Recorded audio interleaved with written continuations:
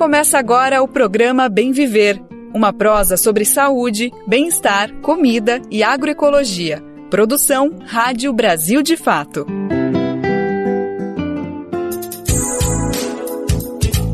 Bora para mais uma? Começando mais uma semana, hoje é segunda-feira, dia 15 de janeiro de 2024, começando agora mais uma edição inédita e fresquinha do nosso querido programa Bem Viver. Eu sou o Lucas Weber e sigo contigo pela próxima uma hora pra gente falar sobre tudo que interessa, sobre tudo que tá acontecendo nesse Brasil e no mundo inteiro, sempre pela ótica popular que o Brasil de Fato traz para as notícias sobre tudo que a gente tem que falar e discutir, coisas importantes nessa caminhada rumo ao bem viver. Bora lá então saber quais são os destaques do programa de hoje que está só começando. Dia 15 de janeiro de 2024 marca 100 anos da despedida de Rosa Luxemburgo. A gente vai trazer uma conversa destacando o legado dessa pensadora economista. Após 65 anos da Revolução Socialista, Cuba passa agora por transformações sociais e econômicas. Vamos conferir quais são. Picanha, óleo de cozinha e diesel ficam mais baratos em 2023. Gasolina e arroz sobem. Vamos conhecer a cartilha Tudo o que você não precisa saber sobre agrotóxicos, lançado pelo Joio Trigo. 5 anos do crime da Vale em Brumadinho traz ações durante todo o mês em Minas Gerais. E você conhece o rock de favela? A gente vai conferir uma conversa daqui a pouco sobre esse gênero musical. Também tem homenagem ao mestre Teodoro, um dos responsáveis pelo reconhecimento do Bumba Meu Boi no Maranhão. Esses são alguns, mas são vários os destaques do Bem Viver. Bora lá que o programa tá só começando. Mas antes de falar sobre todas essas notícias, é sempre bom lembrar que o nosso programa é de segunda a sexta-feira, sempre a partir das 11 horas da manhã. Você pode conferir a gente pelo rádio, na Rádio Brasil Atual 98,9 FM, isso para quem está na Grande São Paulo, e se você estiver em qualquer outro lugar do mundo, inclusive aqui em São Paulo, dá para conferir pela internet, na nossa rádio web, no site radiobrasildefato.com.br. E também dá para ouvir no seu tempo, a hora que você quiser, no seu jeito, tanto pelo site do Brasil de Fato, como também pelas plataformas de podcast como Spotify, Deezer, iTunes e Google Podcast. A gente deixa o nosso programa todo dia disponibilizado em todas essas plataformas. O Bem Viver também conta com uma super rede de rádios que retransmitem o Bem Viver de norte a sul, de leste a oeste. São dezenas, centenas de emissoras que nos ajudam a colocar a voz do Bem Viver para repercutir por aí. E se você quiser se somar, entrar junto com a gente nessa campanha, tá mais do que convidado, mais do que convidada, vai em radiobrasildefato.com.br e lá você clica em como ser uma rádio parceira que tem um caminho para entrar junto com a gente nessa. Brasil de Fato, 20 anos. Apoie e lute.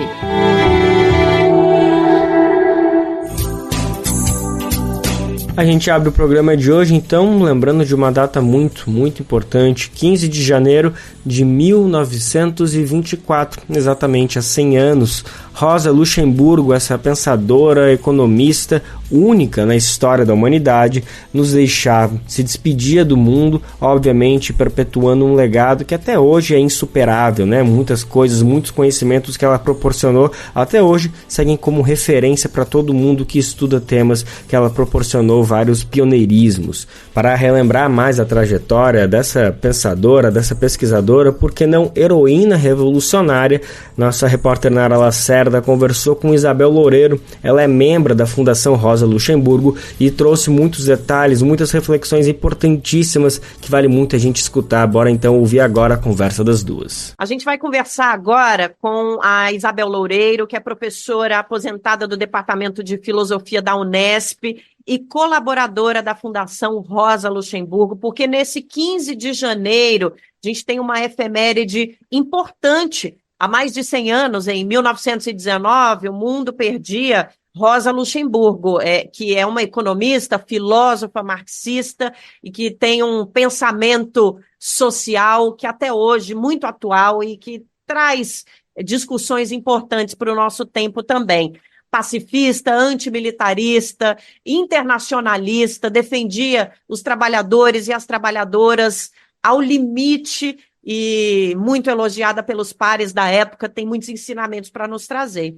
É sobre isso que a gente vai conversar com a Isabel hoje. Eu queria, antes de tudo, agradecer a sua presença aqui para a gente falar um pouco dessa personalidade e tentar trazer para o nosso tempo os pensamentos que ela construiu e entender onde ela pode contribuir com a gente. Obrigada, viu, Isabel? Sou eu que agradeço, Nara, a oportunidade de falar mais uma vez com a Rosa Luxemburgo e, sobretudo, para o Jornal Brasil de Fato, que eu admiro muito, né? Obrigada. A Isabel, inclusive, já conversou com a gente em anos anteriores, no centenário da morte da Rosa Luxemburgo. Nós temos material, é só buscar aí nos mecanismos de busca por Rosa Luxemburgo Brasil de Fato. Isabel já colaborou muito com a gente para a gente entender melhor essa personalidade e estamos tendo mais uma chance. E é um desafio, viu? Porque é um pensamento, digamos, hoje em dia muito estudado na academia, pouco falado entre as massas, a população em geral, e o nosso desafio é tentar trazer com mais facilidade, mais didatismo esse pensamento aqui para o nosso dia a dia. Então vamos lá, Isabel, eu acho que na pesquisa, enquanto a gente estava se preparando para conversar com você, muita coisa sobre Rosa Luxemburgo me chamou a atenção, mas eu acho que nesse momento histórico que a gente está vivendo, de tantos conflitos e guerras estourando no mundo em determinados locais, o pensamento antimilitarista e pacifista da Rosa Luxemburgo foi o que mais me emocionou nessa pesquisa. E ela entendia a guerra como um elemento do capitalismo, um elemento de empoderamento do próprio capitalismo, né, que não trazia benefícios para as massas, para os trabalhadores e para as trabalhadoras. Inclusive, encontrei pensamentos bastante radicais, de que, olha, trabalhadores e trabalhadoras têm que aproveitar momentos de conflitos para perseguir, na verdade, a sua autonomia, né, e essa ascensão. Dá para a gente trazer um pouco desse pensamento para o nosso momento, assim, ele contribui de alguma forma para o nosso debate atual sobre a paz, Isabel? Então, a primeira coisa, Nara, é que chamar a Rosa de pacifista, eu acho que não é correto, porque quando a gente fala que alguém é pacifista, a imagem que nos vem daquela uma personagem que é contra qualquer tipo de conflito, que gosta de uma harmonia social, alguma coisa assim. Não era de forma nenhuma o caso da Rosa Luxemburgo. Você mesma, na sua pergunta, você disse, bom, ela achava que era possível aproveitar o momento do conflito para que os trabalhadores avançassem, né? Mas, ao mesmo tempo, a postura dela é uma postura um tanto quanto, talvez, difícil de definir numa palavra, porque, por exemplo, quando ela faz um balanço do que foi a Primeira Guerra, do que está sendo a Primeira Guerra Mundial, num livro dela que se chama A Crise da Social-Democracia, que é um texto que ela escreve na prisão, tentando entender o que levou à Primeira Guerra Mundial e o que levou a Alemanha a entrar na guerra, ela tem um momento em que ela diz que a palavra de ordem correta é guerra à guerra. A partir dessa palavra de ordem, você pode dizer, bom, ela é pacifista.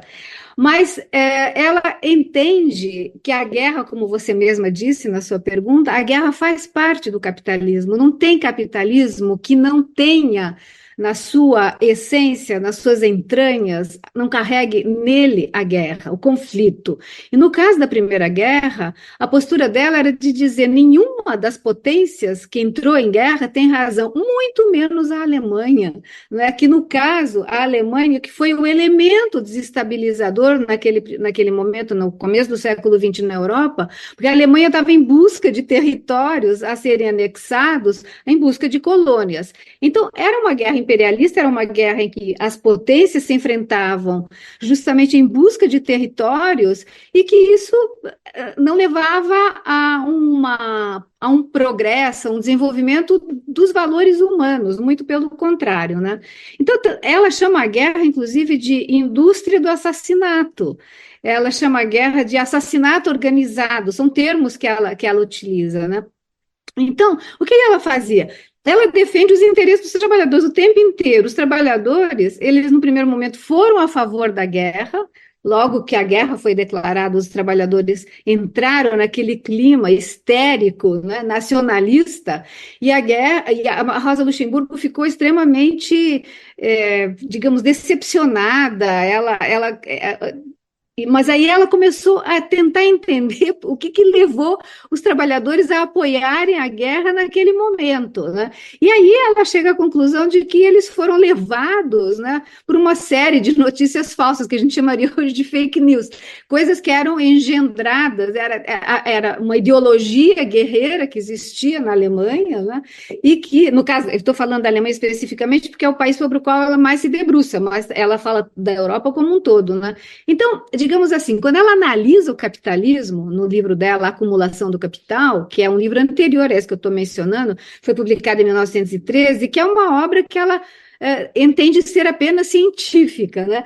Mas, na realidade, ao fazer essa análise do capitalismo, uma análise científica, vamos pôr com aspas, do capitalismo, ela mostra como o capitalismo, para acumular, para continuar se desenvolvendo, ele necessita anexar territórios, ele necessita da violência. E, em última instância, ele necessita, ela termina o livro praticamente com isso, o capitalismo, para continuar acumulando, necessita que o Estado seja um comprador de armas, né? Precisa, então, vamos dizer assim, na estrutura do próprio capitalismo, a guerra, ela faz parte dessa estrutura, né? Então, uma pessoa que faz esse tipo de análise, entende? É difícil a gente chamá-lo de pacifista, porque parece um slogan pouco adequado, né, para Rosa Luxemburgo. Tá mais para lutadora, né, Isabel? Mas a lutadora combatente, ela era acima de tudo, uma revolucionária. Ela é uma revolucionária, ela deu a vida pela revolução. Ela perdeu a vida porque ela era uma revolucionária convicta, né? E encara a Primeira Guerra Mundial, que é um momento em que as potências, ou não potências, né, os países, as nações europeias, estão buscando territórios, por exemplo, na África para explorar, né, que traz consequências até hoje, principalmente aos países do continente africano. Então, é como se ela tivesse meio que previsto o futuro, né, Isabel? Sim, eu acho que a grande atualidade da Rosa Luxemburgo nesse momento, fora as ideias políticas que são mais conhecidas, do socialismo democrático, crítica das vanguardas, etc., mas eu acho que a grande atualidade dela está nessa análise que ela faz do capitalismo na acumulação do capital. Assim como a guerra é inerente ao capitalismo, a anexação de territórios é inerente, ou seja, a busca por colônias. O colonialismo faz parte do capitalismo. E ela, o que eu acho interessante na Rosa, é que desde a juventude, artigos que ela publicou lá no final do século XIX, que inclusive tem uma coletânea que foi recentemente publicada aqui em português, no Brasil, desde esse momento ela se posiciona contra o que ela chama de política colonial, e no caso ela se centra na política colonial alemã. E eu acho curioso, eu gostaria de falar um pouco disso, porque é um argumento que chama a atenção, é um argumento, ela faz, são artiguinhos que ela escreve, ele publica no Jornal dos Trabalhadores da Saxônia, e faz pequenas análises econômicas e tal. E aí tem 2 artigos, né, dessa coletânea que me chamaram a atenção pelo seguinte: ela usa argumentos bem realistas, de realismo político, para dizer que a política colonial alemã é uma bobagem. Primeiro, porque ela diz que o comércio da Alemanha com a Ásia e com a América já suplantou o da Inglaterra, que a Inglaterra era a grande potência, né? E que, então, não é necessário uma política colonial para a Alemanha, no caso, o Estado alemão, que apoia a burguesia alemã, se desenvolver. E aí ela diz, essa política colonial, que ela vai chamar de militarismo e de navalismo, que é a palavra que traduz a palavra alemã marinismus, que é essa a Alemanha apostando no crescimento da sua frota naval para enfrentar a Inglaterra, que era a grande potência, né? Então ela diz assim, para assegurar esse comércio da Alemanha, não é necessário você ter a Alemanha ter uma política colonial. E outro argumento que ela também usa é o seguinte, isso só está consumindo, essa política colonial da Alemanha na África só está consumindo o orçamento do Estado alemão que é necessário para a política dos trabalhadores, que é necessário para uma política social para os trabalhadores, né? Então, ela usa argumentos interessantes desse ponto de vista, e aí só num determinado momento ela diz assim, os trabalhadores, por princípio, condenam a política colonial, que é essa dominação violenta de países e povos estrangeiros. Então, digamos que esse é o panorama dela, da jovem Rosa Luxemburgo. Aí, com o desenvolver, né, do seu pensamento, enfim, quando ela vai fazer uma análise disso, lá na acumulação do capital, ela faz uma análise econômica, e essa análise econômica é que mostra que o capital, para continuar acumulando, para continuar se desenvolvendo, ele precisa de criar mercados fora da Europa, fora do centro. E com isso, então, faz toda uma análise mostrando a política colonial na África, nos Estados, então, que virou os Estados Unidos, na China. Então, o final da acumulação do capital, a segunda parte, que é uma análise histórica, vamos dizer assim, do desenvolvimento histórico do capitalismo, é extremamente convincente, extremamente atual. Inclusive, ela diz, aquilo que o Marx chamava lá de acumulação primitiva do capital, que era só nas origens do capitalismo, ela diz, não, a acumulação primitiva, aquela violência inerente à acumulação primitiva, ela continua até os dias de hoje. E é por aí que o David Harvey vai pegar no livro dele, O Novo Imperialismo, que é 2005, ele vai pôr a Rosa Luxemburgo, essa análise da Rosa, de novo a circular, que ele vai chamar, então, dessa acumulação primitiva que dura até hoje, permanente, ele vai chamar de acumulação por despossessão ou por expropriação, que foi uma ideia que está circulando aqui nos movimentos sociais na América Latina faz bastante tempo, que é bem interessante mesmo, né? Então, não tem saída, essa, no fundo, é a ideia. Não tem saída. Dentro do capitalismo, não tem saída. Essa violência contra aquele que é menos poderoso, ela faz parte, ela é inerente, né? É interessante que esse termo acumulação por despossessão, retirar as pessoas de seus territórios, né, em nome do acúmulo, a gente vê exemplos em situações tão diversas, né? Comunidades indígenas, ribeirinhas, quilombolas, países inteiros, povos, né? Nós estamos vendo hoje, por exemplo, temos exemplos no Oriente Médio, temos exemplos na África, temos exemplos, inclusive, na própria Europa, né? Então, realmente a gente consegue perceber que o capitalismo parece que tem uma dependência bastante íntima da violência, né? E o interessante, que eu acho que mais um detalhe que conversa com a gente, né? Ela fala que usa o termo comprador de armas, né? E quando ela falou sobre isso, nós ainda não tínhamos uma potência global econômica com uma dependência tão forte da indústria bélica como temos hoje no caso dos Estados Unidos, que é um país que, inclusive, financia guerras para conseguir girar essa indústria importantíssima, que é a indústria das armas, né, que tem dentro do país.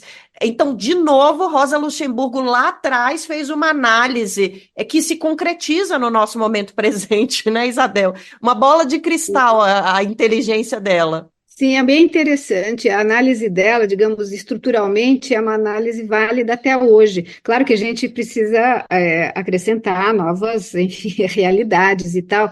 Ela se sofistica, ela tem tem muitos outros elementos nos quais ela jamais pensou, evidentemente, né? Mas, em termos teóricos, eu acho que ela é uma análise muitíssimo convincente até hoje, né? O capitalismo, para resumir essa história toda, o capitalismo para Rosa, ele se transformou. A Primeira Guerra mostrou isso claramente. O capitalismo se transformou num obstáculo para o florescimento humano, para o florescimento da humanidade. O capitalismo é igual à barbárie, e a alternativa para ela, a barbárie, é o socialismo. nesse contexto que a gente vive agora, o que mais o pensamento de Rosa Luxemburgo a respeito do colonialismo traz? E te pergunto isso por um detalhe. Quando a gente fala a palavra colonialismo, as pessoas consideram que a gente está falando de um passado muito antigo e não do que a gente vive hoje no mundo. Isso não é verdade, né, Isabel? Não. Ela diria, o colonialismo continua. A gente pode até dar uma outra palavra, se a gente usar uma outra palavra se a gente quiser, mas essa relação de opressão entre a metrópole e a periferia, né, o sul global, o norte global em relação ao sul global, como é a terminologia usada hoje, ele continua presente com elementos novos, né? É um colonialismo diferente de um certo ponto de vista, mas o velho colonialismo continua presente, ou seja, isso que você tem mencionado nas suas considerações, ou seja, essa anexação territorial que você vê das mais variadas maneiras. No caso, precisa explorar determinado elemento natural da natureza em determinado território, a gente vai lá, ou a mineração, ou a extração de ouro, a mineração, a extração de ouro, ou a floresta que é abatida para ser substituída por pasto para criar gado, para exportar, ou seja, e no caso tem também um colonialismo interno, é esse que é o problema também. Se a gente pensar no nosso caso do Brasil, como é que a gente trata a Amazônia, como é que se trata o Cerrado, como é que se tratam os povos ancestrais, os povos que sempre viveram ali, enfim, então eu acho que esse elemento a gente pode extrair das análises da Rosa Luxemburgo ideias que estão lá presentes e que têm uma relação com o nosso mundo de hoje, né? Isabel Loureiro, professora de filosofia aposentada da Unesp, colaboradora da Fundação Rosa Luxemburgo, conversou com a gente aqui no Brasil de Fato sobre essa figura interessantíssima. Obrigada pela participação, Isabel. Até uma próxima. Obrigada a você. E aqui de São Paulo, da Rádio Brasil de Fato, Nara Lacerda. Após 65 anos da Revolução Socialista, Cuba passa agora por transformações sociais e econômicas. Hoje, existem cerca de 9.000 empresas privadas no país que ainda enfrentam as consequências do bloqueio econômico promovido pelos Estados Unidos. A gente vai saber mais detalhes dessa situação, do que está acontecendo 65 anos depois da Revolução, na reportagem especial de Gabriel Vera Lopes. Quem conta pra gente é Pedro Estropaçolas. Nos últimos anos, Cuba vem adotando importantes transformações sociais e econômicas. Novos atores entraram em cena, mas a ilha não abandonou sua concepção socialista. É o que aponta Joel Maril, da Diretoria de Projeções e Coordenação Macroeconômica do Ministério da Economia.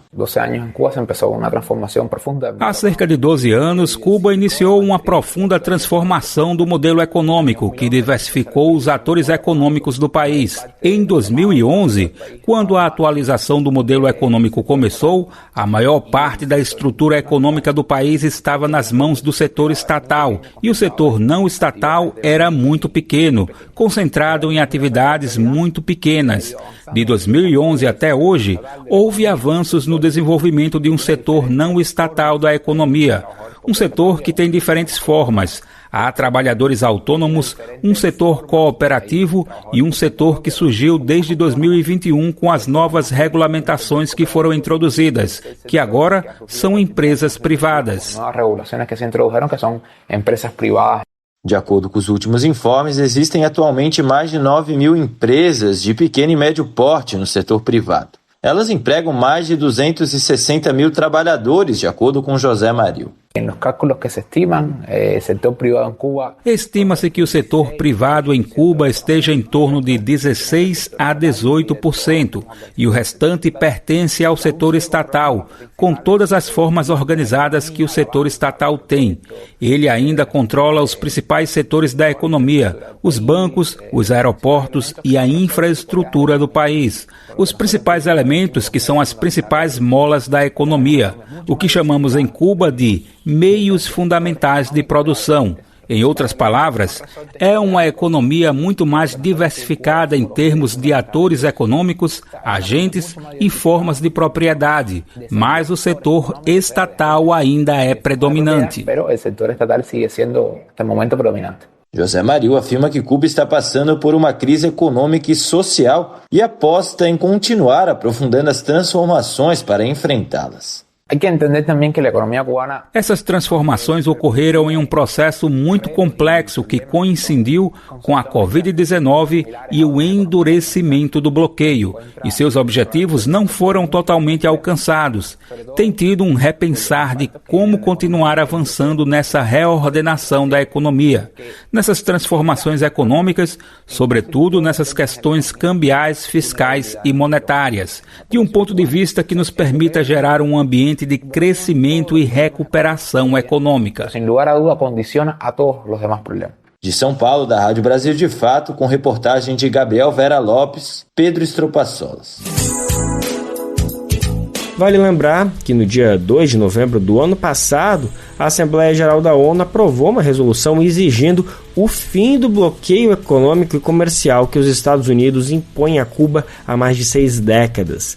A decisão foi tomada pelos votos de uma maioria esmagadora. Foram 187 países aprovando essa resolução. Teve apenas uma abstenção, que foi da Ucrânia, e apenas 2 votos negativos. Adivinhe, um é dos Estados Unidos, obviamente, e o outro de Israel. Todos os anos eles sempre repetem esse mesmo discurso, essa mesma votação, tentando impedir essa resolução.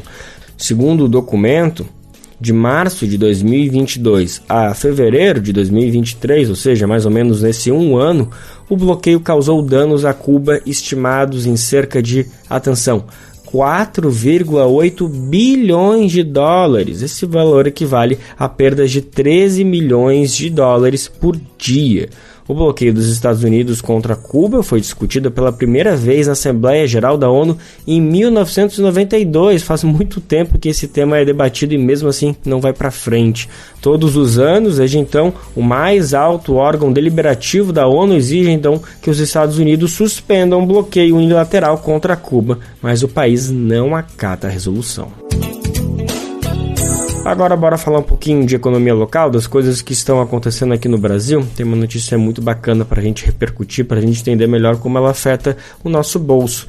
Lembra daquela promessa eleitoral do governo Lula de baixar o preço da picanha? Pois é, está sendo cumprido. Além dessa carne nobre, tão estimada, tão requisitada em qualquer churrasco, o óleo de cozinha e o diesel também encabeçam a lista de produtos que ficaram mais baratos no ano passado. Já a gasolina e o arroz estão subindo. O preço dos alimentos contribuiu para a inflação mais baixa e dentro da meta durante o primeiro ano do governo Lula. Vamos entender mais como isso aconteceu, o que a gente precisa entender, o que significa isso na prática? Douglas, conta pra gente, por favor. O presidente Lula prometeu durante a campanha eleitoral em 2022 que a picanha ficaria mais barata no país.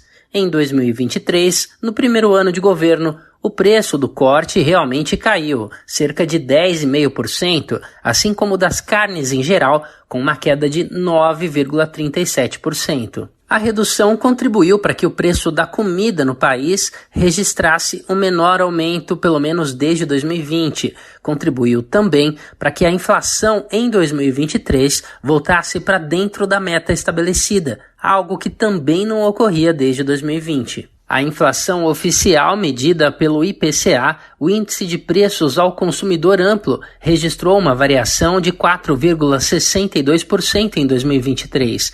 O dado foi divulgado nesta quinta-feira pelo IBGE, o Instituto Brasileiro de Geografia e Estatística. Em 2021, o IPCA fechou com alta de 10,6%. Em 2022, 5,79%. Em todo o ano passado, os alimentos e bebidas subiram cerca de 1%. Em 2020, eles tinham subido 14%. Em 2021, quase 8%. E em 2022, mais de 11,5%. Segundo o economista e engenheiro agrônomo José Giacomo Baccarin, o mercado mundial de alimentos voltou aos níveis pré-pandemia, beneficiando o Brasil, que também teve boas safras de grãos. Então, a explicação básica deste ano de 2023 é uma volta dos preços ao período pré-pandemia.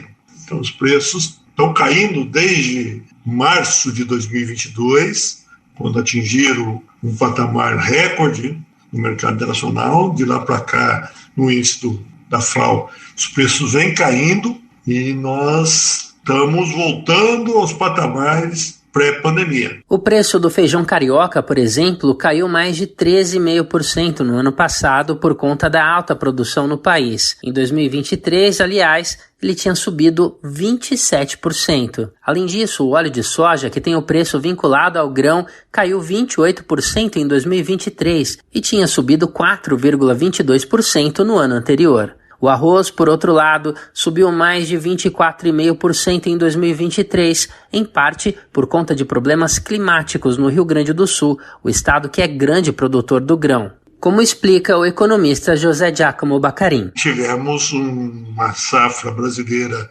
aquém da nossa necessidade, agravada, essa situação foi agravada por dificuldades de obter arroz no mercado internacional. Em 2023, de acordo com a Organização das Nações Unidas para a Alimentação e Agricultura, a FAO, a média mundial do preço do arroz subiu 21%. Já o preço de itens de transporte aumentou mais de 7% e puxou a inflação para cima. O aumento está relacionado à alta de cerca de 12% da gasolina durante 2023. Esse aumento ocorreu em parte porque o governo federal voltou a cobrar os impostos sobre o combustível. Esses tributos tinham sido zerados pelo ex-presidente Bolsonaro às vésperas da eleição de 2022 e por isso a gasolina caiu 25,78%. O diesel, em compensação, tinha subido quase 23% no ano de 2022, já que o preço do combustível não tinha sido afetado pelo desconto. No ano passado, ele caiu 7,84%. O botijão de gás ficou quase 7% mais barato em 2023 e tinha subido cerca de 6%. Já a conta de luz subiu mais de 9,5% em 2023. Tinha caído cerca de 19% em 2022, também por conta do desconto em impostos concedidos perto das eleições. De São Paulo, da Rádio Brasil de Fato, locução Douglas Matos.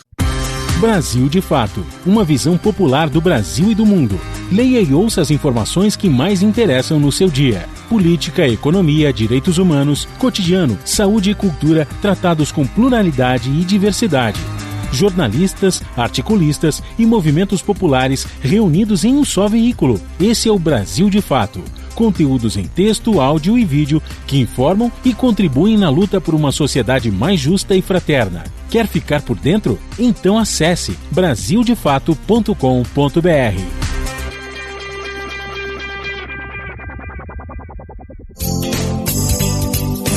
Agora, bora falar um pouquinho sobre o reajuste no benefício para aposentados e pensionistas. O INSS definiu um aumento de 3,71%. Dessa forma, o teto do valor passa a ser de R$ 7.786. Vamos saber mais detalhes desse aumento? Quem conta pra gente é ele, Douglas Matos. Os benefícios do INSS, o Instituto Nacional do Seguro Social, acima de um salário mínimo, vão subir 3,71% neste ano. É o que confirmou nesta quinta-feira o Ministério da Previdência Social. O reajuste vai seguir o Índice Nacional de Preços ao Consumidor, o INPC do ano passado, que foi divulgado nesta quinta-feira também pelo IBGE, o Instituto Brasileiro de Geografia e Estatística. Com a definição do índice de reajuste, o teto do INSS vai subir R$ 278,52.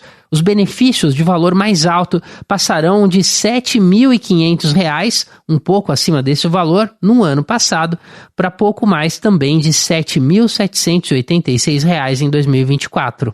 Além de corrigir os benefícios acima de um salário mínimo, o INPC também é aplicado para o reajuste das contribuições para a Previdência Social.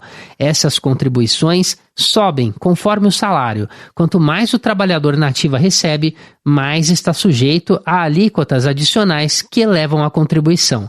Os benefícios atrelados ao salário mínimo vão subir 8,4%, de R$ 1.320 para R$ 1.412. A variação corresponde à política de correção aprovada em agosto do ano passado, que prevê a reposição da inflação pelo INPC do ano anterior, mais o crescimento do PIB, que é o Produto Interno Bruto, de 2 anos antes.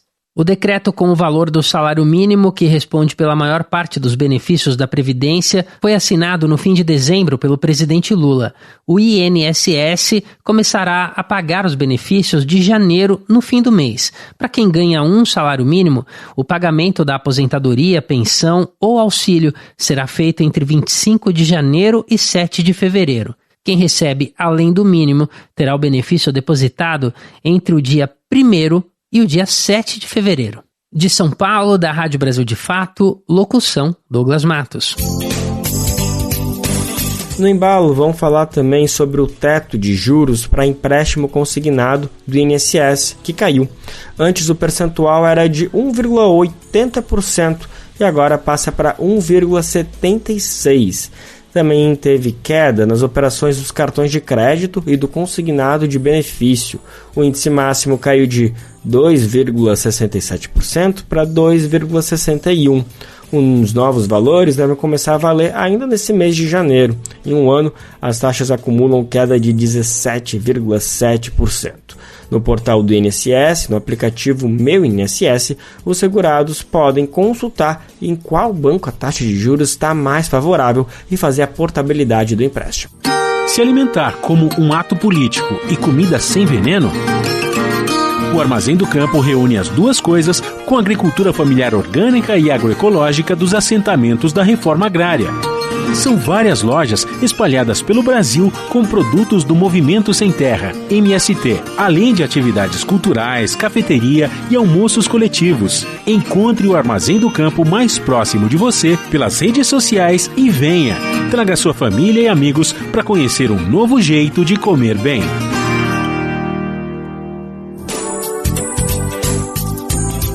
O portal jornalístico O Joio e o Trigo lançou uma cartilha com o seguinte título: Tudo que você não precisa saber sobre agrotóxicos. Esse não, no caso, está entre parênteses, e a gente já vai entender o motivo. Bom, o material é dedicado a entender o que são os venenos e quais perigos e ameaças eles oferecem para a vida humana. O lançamento foi feito no CBA, que é o Congresso Brasileiro de Agroecologia, no Rio de Janeiro. De forma lúdica e didática, a publicação aponta curiosidades sobre o tema e foi pensado como uma ferramenta para o trabalho de base dos movimentos populares. Sobre esse assunto, o nosso repórter Daniel Lamir conversou com Mayra Matias, que é do Joio e Trigo. Ela começou falando sobre a ideia da cartilha e quais pessoas devem encontrar o conteúdo dela. A gente no Joio é muito bem humorado, então a gente batizou a cartilha de tudo o que você não quer saber sobre os agrotóxicos. Porque assim, vamos falar a verdade, a gente não quer saber. A gente queria estar falando de coisa boa, mas a gente está falando de agrotóxicos, então o não vem assim entre parênteses. Ela pode ser baixada no site do Joio Formação, que é o núcleo educacional do Joio e o Trigo, é www.joioformacão.com.br, ou então, se você for no site do Joio, você vai encontrar um jeito de, enfim, ir para lá para o site do Joio Formação. A ideia da cartilha é dar um panorama para que as pessoas que fazem educação popular e trabalho de base tenham na ponta da língua as informações mais atualizadas sobre agrotóxicos hoje. Então a gente dá um panorama, uma pincelada, por exemplo, como a gente se tornou esse campeão de uso, nós somos o maior usuário de agrotóxicos do mundo, e a gente viu, foi ver os dados, e aí de 1990 para cá, isso cresceu 1000%. Então a gente hoje usa mais de 750 mil toneladas de agrotóxicos por ano, e a gente usava 50 mil naquela época, sabe? O que aconteceu? Então eu acho que é um pouco um convite ao debate do que o Brasil se tornou, assim, né? Como ele se afundou nesse papel de produtor de commodities e exportador de cana, de milho, de soja. Isso tem muito a ver com a soja. A gente fala também, eu acho que um debate super importante é por que a gente no Brasil precisa ser cidadão de segunda classe, né? Porque se a gente vai comparar com a União Europeia, os 15 agrotóxicos mais usados no Brasil, 9 são banidos na União Europeia. E esses banimentos na União Europeia aconteceram há alguns anos atrás, outros há mais tempo, mas assim, o dado correto é esse: 15 agrotóxicos mais usados, 9 são banidos por lá. Então, por que a gente precisa ser esse território à disposição, né, desses interesses comerciais? E lá eles baniram por várias situações diferentes. Riscos à saúde humana, riscos ao meio ambiente, riscos aos animais, como as abelhas. Então a gente, na verdade, é isso, está envenenando o nosso território, a nossa população a troco de nada. Então, assim, pelo menos que a gente usasse os mesmos agrotóxicos que são aprovados lá, assim, né? Seria o mínimo.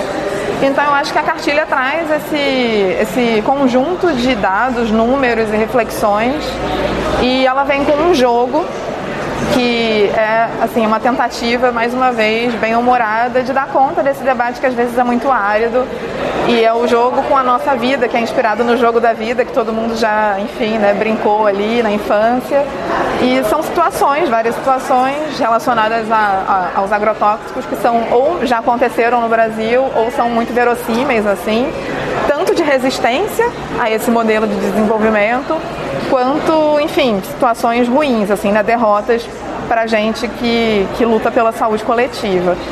Então você vai lá, retrocede, avança casas e há, na verdade, um convite a uma outra forma de debate, de repente com outros tipos de público, uma forma mais lúdica. O material também traz um panorama dedicado a entender esse boom desses produtos no Brasil e quais perigos e ameaças eles oferecem para a vida humana. Ao utilizar uma perspectiva lúdica, a ideia é também romper bolhas no debate sobre saúde, destacando que o tema vai além de uma questão de saúde, envolve também temas como geopolítica, questão climática e trabalho no campo, por exemplo. Agrotóxicos está ligado, se você for ver a expansão das áreas de soja, essa soja está usando agrotóxicos. E a redução das áreas, por exemplo, plantadas de feijão e arroz, que é uma coisa que a Conab vem alertando há muito tempo. Isso impacta diretamente na segurança alimentar da população brasileira, na disponibilidade de um alimento, enfim, né, de 2 alimentos nutritivos e que fazem parte da nossa cultura alimentar.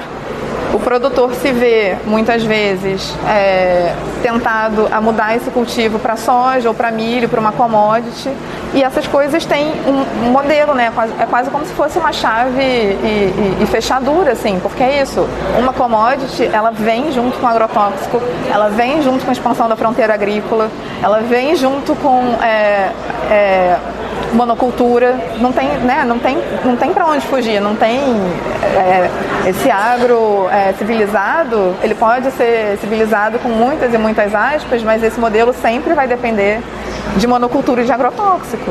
Isso não está, né? Então eu acho que pensar em agrotóxicos, óbvio que a gente tem que pensar na nossa saúde e principalmente na saúde de quem trabalha no campo e de quem planta, né?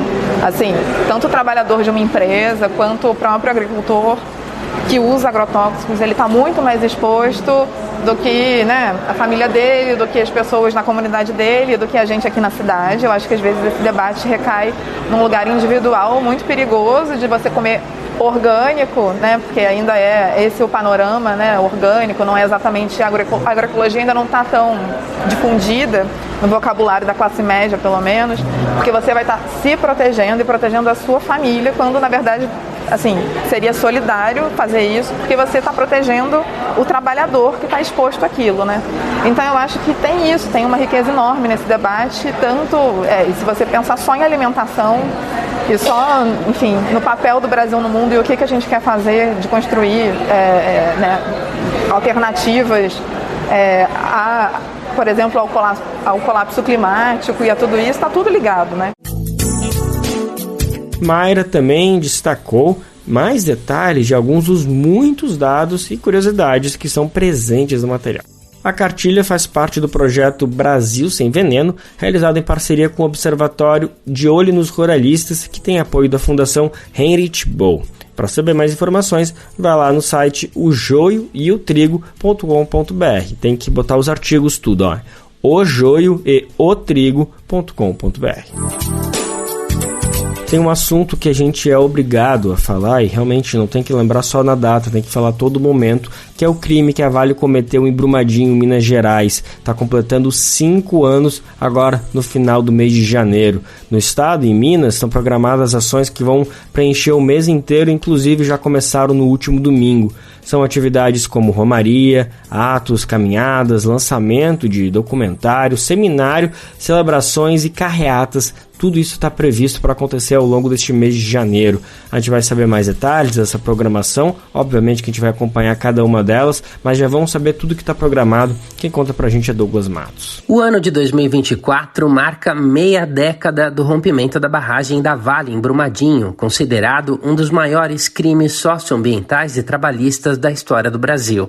Desde o dia 25 de janeiro de 2019, famílias atingidas lutam por justiça e reparação integral.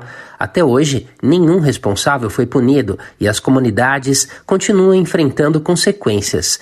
Neste ano, uma programação extensa homenageia as 272 vítimas fatais e pede por justiça para as comunidades que tiveram seus modos de vida impactados pela ação predatória da mineradora. Lançamento de documentário, seminário, celebrações e carreata são algumas das atividades previstas para todo o mês de janeiro. Neste domingo, dia 14, por exemplo, ocorreu a primeira caminhada de São Sebastião por uma ecologia integral. A ação foi preparatória para a 5ª Romaria pela Ecologia Integral a Brumadinho, que nos últimos 5 anos acontece no dia 25 de janeiro, com o objetivo de exercitar a solidariedade para as pessoas atingidas e manter viva a memória das vítimas. Na segunda-feira, dia 22, a Associação dos Familiares de Vítimas e Atingidos do Rompimento da Barragem Mina Córrego Feijão, em Brumadinho, organizou o seminário 5 anos sem justiça, rompimento da barragem da Vale em Brumadinho. Para a quarta-feira seguinte, 2 dias depois, está marcada a Carreata da Justiça, que vai percorrer as ruas do município atingido, denunciando a impunidade do crime. A programação completa dos atos está na versão online dessa reportagem no site do Brasil de Fato, www.brasildefato.com.br. Da Rádio Brasil de Fato, com reportagem de Ana Carolina Vasconcelos, em Belo Horizonte, Minas Gerais. Locução, Douglas Matos. Importante lembrar que aconteceu durante a COP28, que foi agorinha, em novembro, dezembro do ano passado, lá nos Emirados Árabes. Durante o evento, taxado de midiático por especialistas, a Vale discutia uma ideia de pluralidade de atores. Mas um detalhe importantíssimo e que reflete muitas coisas: o debate não tinha representantes da população atingida. De qual pluralidade empresas como a Vale, Braskem e outras acreditam? Ou melhor, querem que a gente acredite, né? A postura da Vale na COP28 não passou batida não. 3 ativistas populares interromperam o painel que aconteceu no dia 4 de dezembro. Diante de dezenas de espectadores, lideranças negras e indígenas deixaram os painelistas sem reação a denunciar a falta de consideração com as populações vulneráveis nas discussões climáticas. A gente destaca agora que a Força Nacional vai atuar na terra indígena do povo Ava-Guarani. Na semana passada, 4 indígenas da etnia foram atingidos por disparos de arma de fogo em Guaíra, no oeste do Paraná. O ataque aconteceu enquanto eles faziam rituais religiosos na comunidade, e esse foi o segundo ataque armado em menos de um mês na região, onde os indígenas estão realizando a retomada do território. Vamos saber mais detalhes agora na reportagem de Gabriel Correia, da Rádio Agência Nacional. A Força Nacional de Segurança Pública vai atuar na terra indígena do povo Ava-Guarani após denúncia de um novo ataque na noite da última quarta-feira, quando 3 indígenas foram baleados no município de Guaíra, oeste do Paraná. O Conselho Indigenista Missionário informou que as vítimas foram hospitalizadas e aguardam por cirurgia. Outro indígena foi atingido de raspão. As denúncias são de que a ação violenta foi organizada por fazendeiros da região. Os Ava-Guaranis passam por um longo processo de regularização fundiária que chegou a ser cancelado na Justiça a pedido da Prefeitura de Guaíra. Segundo a missionária Marina de Oliveira, ele foi retomado pela atual presidenta da FUNAI, Joênia Wapichana. No ano passado, a Joênia, por uma recomendação do Ministério Público Federal, ela validou, retomou os estudos, né, e recorreu da decisão do presidente anterior para fazer a defesa da comunidade indígena, porque na gestão do Marcelo Xavier, a FUNAI se absteve até de fazer defesa e questionar a decisão do juiz de primeira instância, né, e recorrer em instâncias superiores, né. O Ministério dos Povos Indígenas esteve no local dos ataques nesta semana e conversou com lideranças e com a Polícia Federal. Em dezembro, os Avá Guarani realizaram ações de retomada dentro de 2 das 18 tecorrás, que são as aldeias da terra indígena. Eles passaram a sofrer agressões por parte de não indígenas. Nos dias 23 e 24 de dezembro, outros 4 indígenas já haviam sido atacados por uma milícia rural. Nossa produção questionou como será a atuação e quando a Força Nacional chegará ao local, mas ainda não teve retorno. Em nota e em um vídeo publicado em redes sociais, a Prefeitura de Guaíra, no Paraná, informou que recebeu a visita do secretário de Segurança Pública do Estado, junto com representantes das polícias federal, civil e militar, para discutir melhorias na segurança. Foram citadas pessoas feridas, mas em nenhum momento a questão indígena foi comentada na nota ou na fala do prefeito Heraldo Trento. Hoje serviu esta visita para que eles compreendessem essa situação um tanto quanto complicada, convenhamos, porque há problemas possessórios, invasões de propriedades, e no nosso entendimento nós tínhamos que fazer essa conversa inicial. O governo do Paraná vai participar de uma nova reunião na próxima terça-feira em Curitiba sobre o caso. Da Rádio Nacional em São Luís, Gabriel Correa. Você adora ler, ama livros e gostaria de entender melhor o nosso país? Imagine receber todo mês um kit com um livro e um dossiê que te ajuda a entender a nossa sociedade hoje, por um preço baixinho e com frete grátis para todo o Brasil. Este é o Clube do Livro da Expressão Popular. Para saber mais, acesse o site expressãopopular.com.br e escolha seu plano. Assine agora. Expressão Popular. 20 anos na Batalha das Ideias.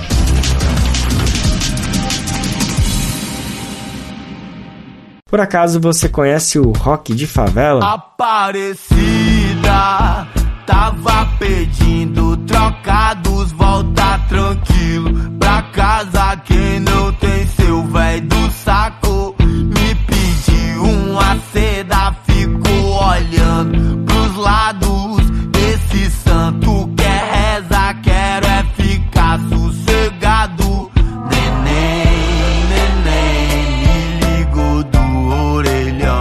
Alguém bateu no portão, acelerou o coração.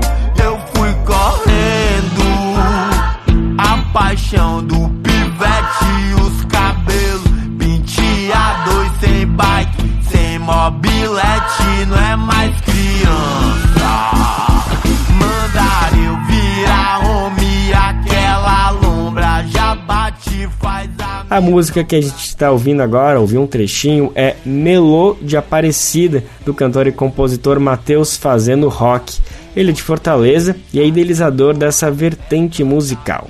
A proposta do rock de favela é de uma permissividade entre gêneros, dialogando, por exemplo, de uma cena alternativa do punk e uma narrativa afrodiaspórica. Na sonoridade, além do rock, se encontra com facilidade rap, o dub, o reggae, o funk, entre outros gêneros. Dessa forma, o rock de favela vem cada vez mais ganhando força no país e já ultrapassou as fronteiras do Ceará há faz um tempo isso. E a gente, aproveitando essa proximidade que o Brasil de Fato tem lá no Ceará, a gente conversou com o Matheus Fazendo Rock em uma entrevista que está disponível na própria página do Brasil de Fato Ceará. Você já sabe qual que é o endereço, né? Mas não custa lembrar, Brasil de Fato ce.com.br. É Brasil de Fato com CE no finalzinho. A conversa foi com os repórteres Francisco Barbosa e Giovanni Carvalho no programa De Vera. A gente escuta agora alguns trechos, lembrando que a conversa completa você encontra lá no site do BDF Ceará. Primeiramente, o artista se apresentou lembrando o bairro de Sapiranga, em Fortaleza, onde se criou. O Matheus Fazendo Rock é a pessoa artista à frente do Matheus Henrique Ferreira do Nascimento, que é apenas filho da Marisa, cria lá da Sapiranga, etc. O Matheus Fazendo Rock é essa expansão da minha própria existência e identidade para poder fazer música, para poder realizar sonhos, para poder sonhar, continuar sobrevivendo. Então, o Matheus Fazendo Rock é uma extensão do Matheus para que ele sobreviva. Depois, Matheus Fazendo Rock falou sobre a invisibilização da música autoral do Ceará em relação ao país. O movimento autoral no estado do Ceará sempre foi muito vívido, muito forte, muito inspirador, embora muito invisibilizado também, né? Tem um marco ali, um marco temporal, assim, histórico, que é ali o pessoal do Ceará, que é talvez a música que mais chega, de certa forma, a furar uma bolha e começar a ser lembrado fora do estado também como referência, né? A gente tem o Belchior como um grande nome, assim, desse momento também, o Ednardo, de músicas que chegaram a tocar em novela, etc. Então, mas por ali para, né? Apesar de ter bandas, sei lá, maiores como Selvagens ou o próprio Cidadão Estigado que conseguiram fazer muitas coisas, a grande maioria, né, pensando que é uma cena artística gigante que envolve a capital, que já tem muita gente, e os interiores, que também tem muita gente produzindo música, se só tem 2 artistas ou 3 que conseguem ser lembrados e falados, então tem um monte de coisas apagadas. Mas a cena é bem viva, bem forte e cada vez mais, assim, eu acho que atualmente eu senti também um processo pós-pandemia, assim, que a favela conseguiu ter muita autonomia, aprendeu muito a produzir. Então, nessa virada de chave de 2020 para 2022, muita gente nova surge fazendo música bem feita de qualidade. Tem uma cena rap muito forte, muito vívida. O Ceará tem uma cena rap, trap, drill muito cheia de trabalhos potentes, mas também dentro das outras linguagens. Tem muito música experimental, tem muita banda de rock também, de vários tipos de rock. Então eu considero a música autoral do Ceará bem viva e pulsante, apesar de a gente ter vários limites, né? Então ficam 2 dicas para quem se interessou pelo tema. Uma é para conferir a entrevista completa lá no BrasilDeFatoCE.com.br e outra é para buscar mais sobre esse artista, Matheus Fazendo Rock. E do papo reto do rock de favela do Ceará, a gente vai agora para os encantos do Bumba Meu Boi no Maranhão. A data de 15 de janeiro de 2012 entrou para a história como o dia da despedida do grande mestre Teodoro Freire. Na época ele tinha 91 anos e com dedicação ao Bumba Meu Boi desde a infância. Natural de São Vicente Ferrer, no Maranhão, ele teve o primeiro contato com a tradição do folclore aos 8 anos. Na época as coisas não eram fáceis para o pequeno Teodoro, já que a mãe dele o proibia de assistir às apresentações por medo de brigas na rua, mas ele sempre dava um jeitinho para ver as manifestações artísticas populares. Da teimosia infantil surgiu uma grandiosidade para a cultura brasileira. Hoje o trabalho do mestre Teodoro é reconhecido pelo IFAM como patrimônio imaterial, nada mais do que justo. Ele também recebeu o título de Comendador da Ordem do Mérito Cultural do Ministério da Cultura em 2006, e não era para menos, né? Mas os reconhecimentos não apareceram ao acaso não, e ele persistiu muito na cultura que sempre amou. A história de vida dele está associada ao fluxo migratório para a capital federal na década de 60. Isso porque em 1962, seu Teodoro se mudou para Brasília para trabalhar como contínuo na Universidade de Brasília. Não tardou e ele deu início ao projeto do Bumba Meu Boi na cidade. E no ano seguinte, em 1963, ele criou o Centro de Tradições Populares em Sobradinho, cidade satélite da capital federal. A potência da expressão cultural do seu Teodoro permanece encantando e se enraizando. Em Sobradinho, por exemplo, o bloco fundado por ele permanece até hoje se apresentando. Em há um ano, a família do artista inaugurou o Museu do Boi do seu Teodoro em parceria com o Instituto Rosa dos Ventos para resgatar a memória do trabalho do mestre durante 6 décadas de atuação na capital federal. A gente sabe que é uma missão impossível tentar representar toda a história e a expressão do Bumba Meu Boi por aqui, pelo rádio, né? Mas a gente celebra essa data com alguns trechos de apresentações presentes em um documentário do Ministério da Cultura, justamente sobre o legado do Bumba Meu Boi do seu Teodoro. Salve!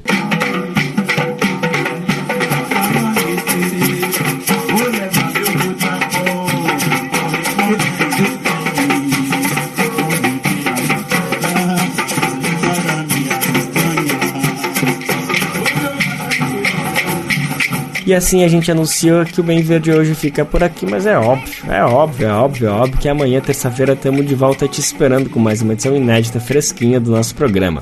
Você pode conferir ele na Rádio Brasil Atual 98,9 FM na Grande São Paulo ou no site radiobrasildefato.com.br. O programa vai ao ar em diversas rádios pelo país e a lista completa de emissoras que retransmitem Bem Viver você encontra no nosso site na matéria de divulgação diária do programa. Aqui a gente aproveita para agradecer esses veículos por estarem com a gente e lembra também que o Bem Viver fica disponível como podcast no Spotify, Deezer, iTunes e Google Podcast. A apresentação deste programa foi de Lucas Weber, roteiro de Daniel Lamir, edição e produção de Mariana Lemos, Daniel Lamir e Douglas Matos, trabalhos técnicos de Lua Gattinoni, Adilson Oliveira e André Paroche, coordenação de Rádio e TV Moniz Ravena, diretora de programas de áudio Camila Salmásio, direção executiva Nina Fidelis, apoio toda a equipe de jornalismo do Brasil de Fato. Você ouviu o programa Bem Viver, uma prosa sobre saúde, bem-estar, comida e agroecologia. Produção Rádio Brasil de Fato.